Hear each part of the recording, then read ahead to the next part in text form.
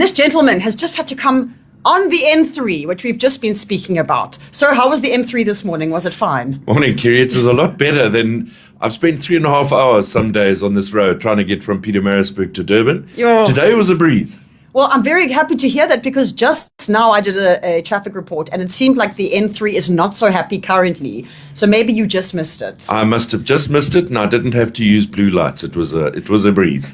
There's so many questions I have. His name is Francois Rodgers. He is the MEC in KZN for Finance. Just finding out that the MEC actually stands for Minister Yes. in the executive of the executive committee. And how does one get there? Is there a study point? Like if someone is going, I want to be an MEC one day, what would the line be to get there? The wonderful thing about politics in South Africa is you don't need qualifications to get a position. So it's open to anybody. But, you know, in reality, to be an MEC, you've got to have some understanding, particularly in the financial field. And the Premier appoints us, not our political parties. The Premier, who's Tommy Ntuli of the IFP, he appointed me to the position of MEC. But the reality is there's no educational requirements. I mean, look, our jobs also, I didn't study anything to go into radio. A little bit different, though, from someone who has to look after the finances of an entire province. Well, Keri, I must tell you something very funny, and this is years ago, long before you were born.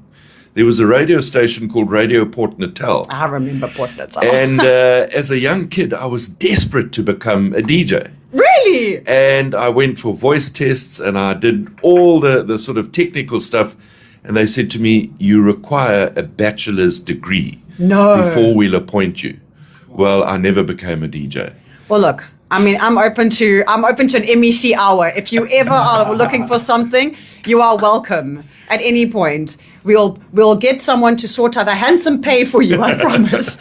The reason we've got you here today is actually I was chatting to someone behind the scenes because your name has come up a few times. This was mainly for Women's Month, actually. And then when I looked into this more and more, we'll get into Women's Month, because if I believe right, you might be outnumbered at home, ladies to men. Definitely. Hey? There's only two of us. One is a dog called Forrest, a Rottweiler, and myself. Yes. The rest are all of female gender. I mean, I heard you've even got grandbabies now, right? Or 3, girls? all granddaughters. So, I mean, you were definitely outnumbered. Yes. And so I would love to go that route as well. But what kept coming up, and I love this actually, is that it says this MEC has been in this position now for 2 years, and he's kind of rubbed some people up the wrong way. And when I hear about some in government, and you hear someone's rubbing someone up the wrong way, I'm not surprised, because that's what government does. Except the difference is that seemingly the reason you're rubbing people up the wrong way is because you're, dare I say, putting people above profit. You possibly care about our province. You have whistleblown on obvious spending issues that you've seen where leakages have happened. And again, correct me if I'm wrong, but you even closed down your own office in Durban to save almost like $1 a year. So now, how is it that you got this position and started doing the things that are making you seemingly unpopular? And because I just look at other politicians who don't necessarily. So let's just start with the closing of your own office. How did that even come about? Well, Keri, I always use the word principle above politics, particularly when you work with finance. Because if you put politics ahead of principle when you spend money, you make bad decisions. And history tells us that in this province and in politics.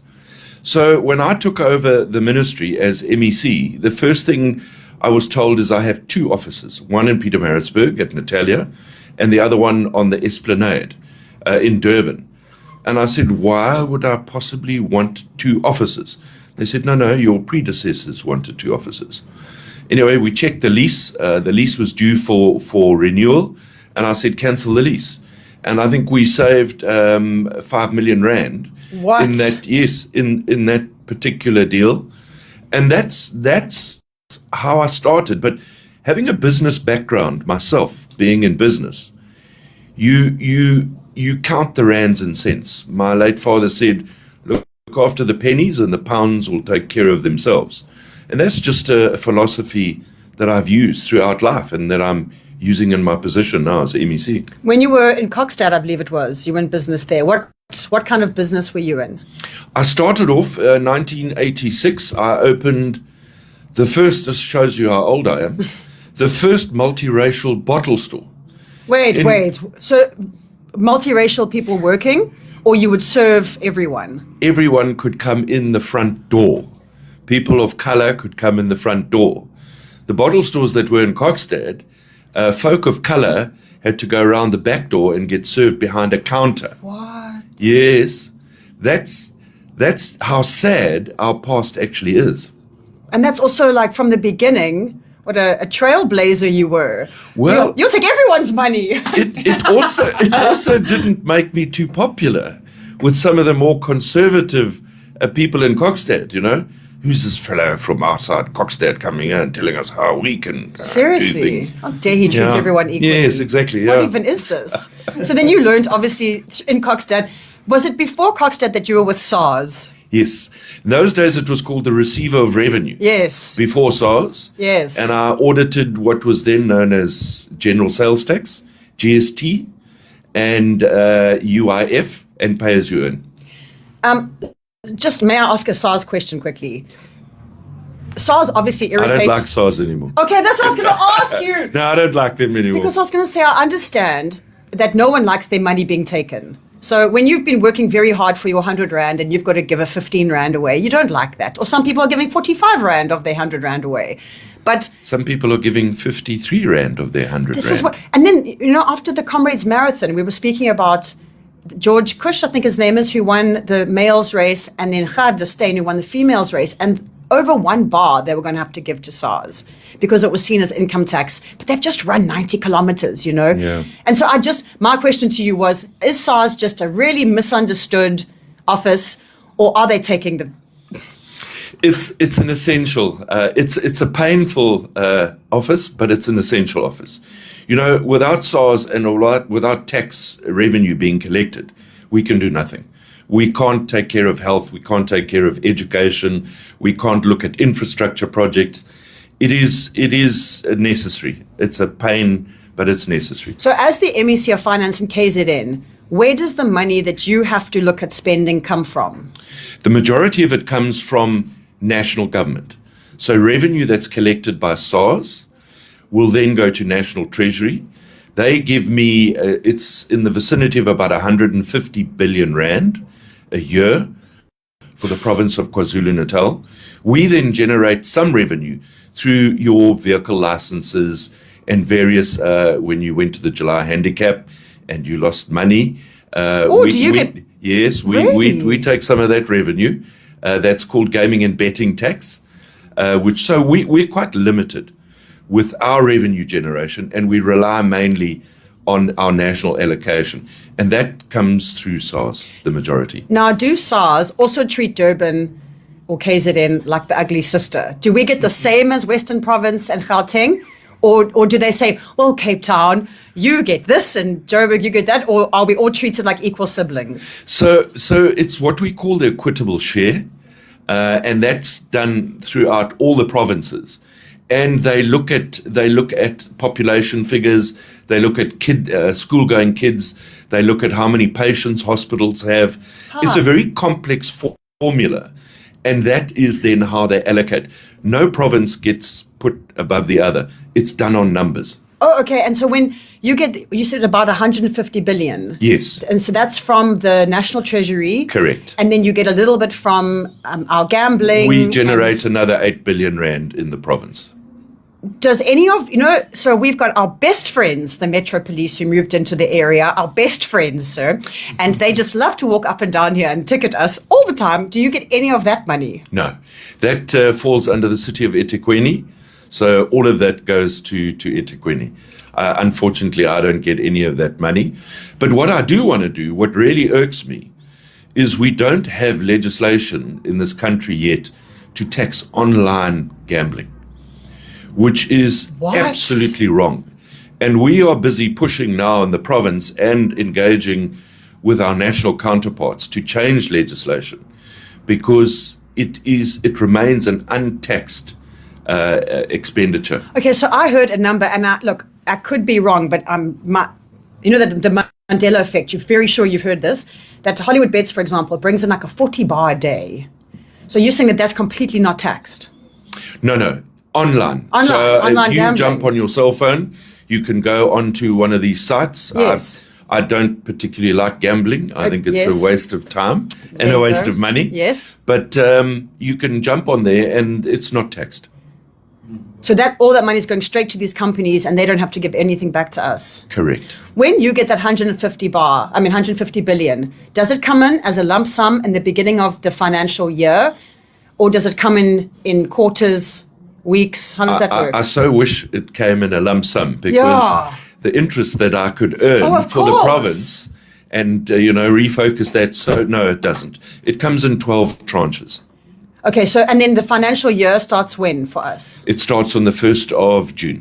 So the 1st of June, you start getting every Yes. month, whatever that amount is. And then when it comes to allocating, are you the head of the whole house there and you decide what goes on, or do you have a group of people that sit together around a table and say, this is what we need to do? And how quickly from the time you decide to when it can actually be implemented? We are already starting on next year's budget, on the 27-28 budget. So we start well in advance. And Treasury has a tremendous budget team. But what that budget team also does, it then engages with departments, Department of Transport, Education, Health, Social Development, all of them. So that once we have a budget framework for the 27-28 year, it then goes through the process of going to Cabinet, being approved, and then going to the legislature for debate and for approval, which is what we're going to be doing in the next few weeks. The 26-27 budget is going through that process at the moment. How easy is it? And just hear what I'm saying. How easy is it to jip the system? So let's say you and I have become best friends. We ride together, watch Boca together. And my radio station, I'm desperate. I need whatever amount. Desperate. How easy is it for me to slip in there? Even though you're saying that there's a whole thing that has to happen before it gets, because we know our country, the problem that we have is that things are not getting spent when they're meant to. So considering you just said you have to do this process, that process, this process, how is it that I can come as your best friend and somehow slip in and get myself a bar out of this? It can happen, Keri. That's called corruption. And it does happen. We must never think to ourselves that we're running a perfect system in this province. It is open to corruption. But what we're doing is trying to close as many of those leaks as possible. So we're busy with an electronic procurement system, which will stop all of the tenders and the fraud that goes on with tenders. We've designed... No wonder no one likes you. You're cleaning house. We've put together some dashboards, departmental dashboards that give us an immediate live account of how much money they've got, what they've spent, what they owe. None of this was in place. And people were allowed to literally get away with murder. So we're putting systems in place to try and stop those leaks. When I was reading up a little bit before I met you, that there was, and I love the word leaks because that is it. It's just finance is leaking. And I would also, let's be honest, if I saw money falling out of a building, I would also go and collect. So before we point fingers, there was an example that came up of, I think, a building that was being rented that hadn't been used that you found out about and cut that off as well. That, for example, that building and other leaks that you found since being in this position 2 years, can you tell us some of them? Well, yes. One of the first things I did was when we took office was these fancy SUVs that MECs drive, and they're unnecessary, and they are, in terms of the ministerial handbook, they're not allowed. So that made me extremely unpopular when I started questioning my colleagues about what vehicles they drive. You'll see I drive a plain Audi sedan. My other vehicle, in case this one breaks down, is a Golf. And that causes enormous pain and hurt when we go to formal events and these huge SUVs arrive and the MEC of Finance comes in his white Golf. But, that's what it's all about. It's about leading by example and exposing those particular failures. And what we've also done now is put together a financial recovery plan, which is a plan that we can monitor each and every department, its expenditure and its cash flow. Wow. Because this was never done in the past. There was, I always say when I talk to people in government, people generally don't care about money until there is no money. Yeah. Then they say, well, where's the money? When you are in government, so let's say, for example, you as the MEC of Finance in KZN, how much, and if you are allowed to speak about this, how much do you have to cover from your own pocket? And how much does the province and or us taxpayers cover? Is your petrol covered? Is your home covered? Like, where is the line when you work for the government that you've got to take out your own pockets? Okay, my home, government pays absolutely nothing for my home in Kokstad. And is that just you because you're this person? Or is this all No, MECs? ministerial handbook does not allow for that. I have no security upgrades at my home. I don't have VIP protection at my home. When I go home for a weekend, I drive myself. Because if I take my VIP protectors, which I'm compelled to have, it means my ministry must pay the accommodation in Kokstad when they stay over. And that's just ways you can save money. Simple little ways. I mean, are you not, again, considering how much you're cutting off people's ability to spend unnecessarily? Do you have any fear for your safety? None whatsoever, Keri.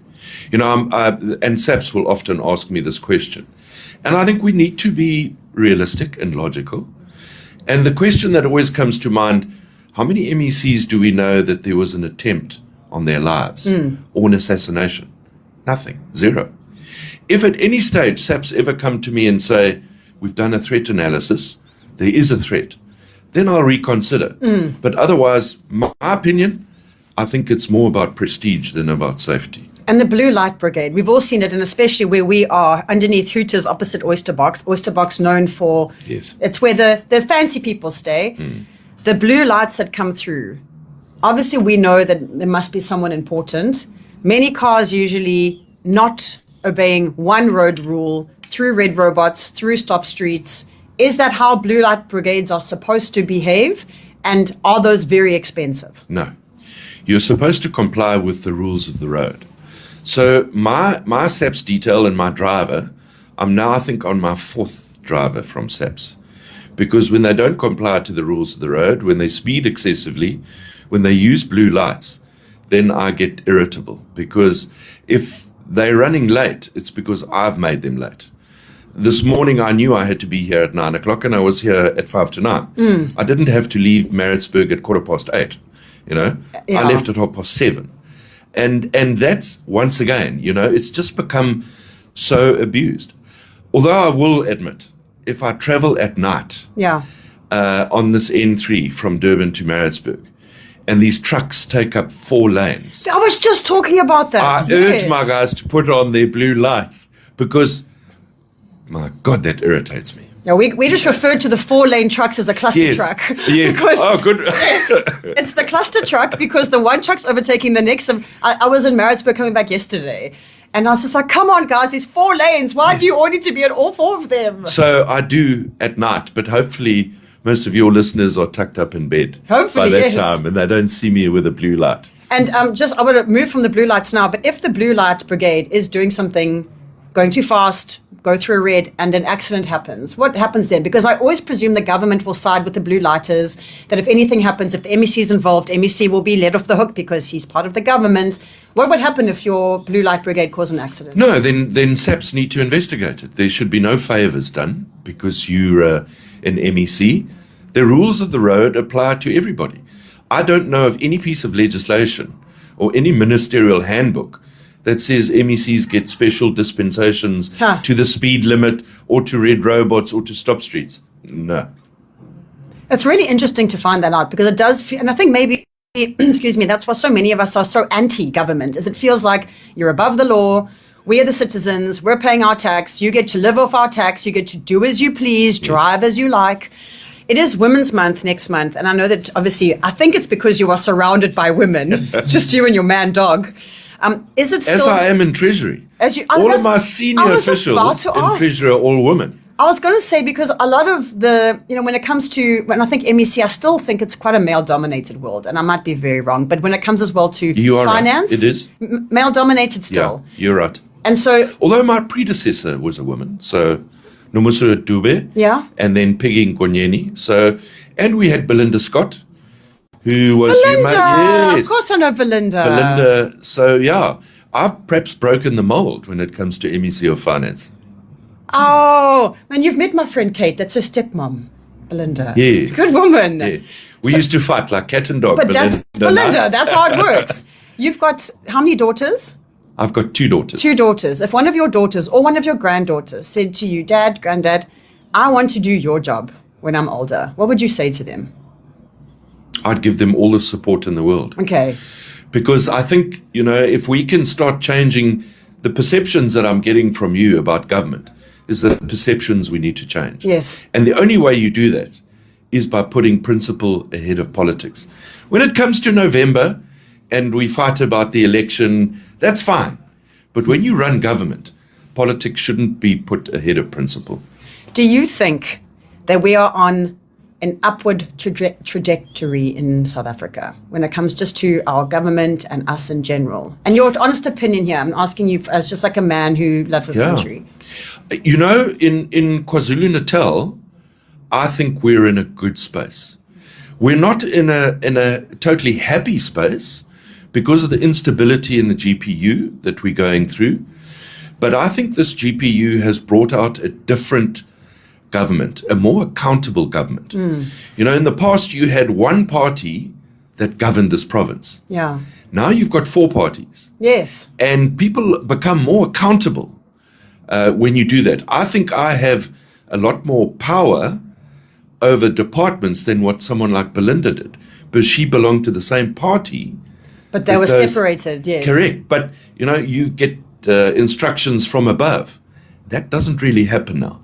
And I think people must take comfort in that I think we are starting to build a capable and ethical state. It doesn't happen overnight, but we're better now than we were 3 years ago. And at the end of this term, in 3 years' time, we'll be in a better place even then. I was speaking to Devek before you arrived, and for me, it almost feels like, so you're a Michael House boy, and he's a Hilton boy, and this person's Maritzburg College, and you're all anti each other, and you're against each other, and all of a sudden someone says, it's all boys' day, and you all have to go and be one team. It's kind of how it felt like when we had this coalition happen. Yes. What was it like from the inside, going, okay, cool, you're a representative of the DA, for example, but now DA, ANC, IFP, we're all sitting together holding hands. Is there a discomfort, or was it immediately like, okay, we've got to play big now? And the right move, you think? Absolutely the right move. I think the alternate to the government of provincial unity is a disaster. And that looms. That wolf is knocking at the door, continually knocking at the door, and that wolf wants to take over power. So what did it feel like? Well, it was quite daunting, being in opposition all the time. Yeah. Being arch enemies with the ANC, although I've always had a very good relationship with a lot of comrades from the ANC. Because I think politically you can differ, but if your mind is geared towards service delivery, yes, and improving the lives of people, you can find commonality. Yes, the love of a country. Correct. And I think that's what we found. But it's been a very difficult journey. I've been accused of politicizing my position when I've had to involve myself in certain departments, but it's the least of my worries. My political career is drawing to a close. Why? Well, I'm 64, and I think, one should always allow younger people new ideas to come through. You become a bit brain dead and you become a bit stale. No, but in politics, though, we know that the longevity or the age, our presidents only become presidents much later on. So I really feel like you shouldn't force a step down quite yet. No, Keri, the decision is made. I still have business interests in Kokstad, and this job takes up an enormous amount of my time. I've denied my family most of my life. Okay. And I think it's time that I give back to my family. And that was one of the reasons I didn't stand for leader of the Democratic Alliance again in the province, because I believe I owe it to my family, and I possibly owe it to myself. Look, I cannot fault you on that. It is your life. You know, we'll allow you. Do you feel, though, that you have enough choice for replacement of someone or people who will continue to place the people above the power? There are people out there. You just need to give them the space. You need to give them the encouragement. Most people don't want to step up to the plate because they're scared of what's on the plate. And if you help them take that step up, there are people out there who could do better than what I'm doing. MEC Francois Rodgers with us right now. I can't believe how quickly this time has gone. Is there anything specifically, before I even let you go, that you wanted to chat about? Because I think I've gone on such a tangent. Anything coming up that you'd like us to know about? And or if you have anyone listening or watching who really wants to help and make a difference as well. If you happen to see someone like a Blue Light Brigade that's not doing what they should, who do we reach out to? If you happen to notice that that business is definitely not doing something that's correct, who do we reach out to? Not to be whistleblowers or, suck-ups, but we want to make our province better. How do we do that as civilians? Absolutely. So it's called our responsibility. Yeah. It's our responsibility to society. And I think it's important. Now, the one thing I've always said from day one is I have an open door policy. Sometimes I'm called the public protector of KZN because people come to me with all sorts of problems. The only thing that's been missing is any marital disputes, or I haven't had to deal with anything of that nature. But I'm open. And I think as government, if you show you're open and you're honestly open, I'm available. But if you see something that's wrong, report it to the necessary authorities. Get proof that you've reported it, and then the matter can be pursued. It can't be swept under the carpet. Okay. And then when you say the authorities, straight away I think police, is that the... Well, SAPS would be the first place. And if you go to SAPS, you want a case number. Okay. Then you've got an actual record of your complaint, and then there's various channels that you can continue to pursue that through. And then I know that Women's Month next month, and as you are, like we said, got an array of women around you. Women in politics, and this is also a real question, because obviously people talk about women, and we're so emotional, and what do you think about women in the political space, and anything you'd like to say to our ladies that are listening? Well, let me tell you that I think one of the most dynamic women in our provincial government is a woman by the name of Mbali Shinga, who is the National Freedom Party representative. Mbali, okay. She has done some incredible work in her department. That Department of Social Development was staggering, and you'll remember the blanket saga during the PPE issue and during COVID. She's turned that department around, and she's incredible. She's fighting for her political life within her own structure. And that, to me, is the sign of what women can achieve when they just step up to that plate. Sure. And, we give her all the support that we can. So women in politics, yes. We have, you look at Helen Ziller, you can look at various women that have played a role in politics. Yeah. In Xhosa, we talk about Mbogoto, which is a rock. Watinta bafaz, watinta Mbogoto. When you strike a woman, you strike a rock. And they are strong. It's been an absolute pleasure having you here, and thank you so much. Thanks, and really, thank you for what you're doing. And Deveka, I know that you were in high school only a few years ago, so this will hit closer to you. It's like when you meet your principal or your headmistress, and he just really genuinely cares. And it just makes us want to write neater in our books and keep our own classroom clean because you care. So thank you for doing that. And I'm so excited for what KZN has.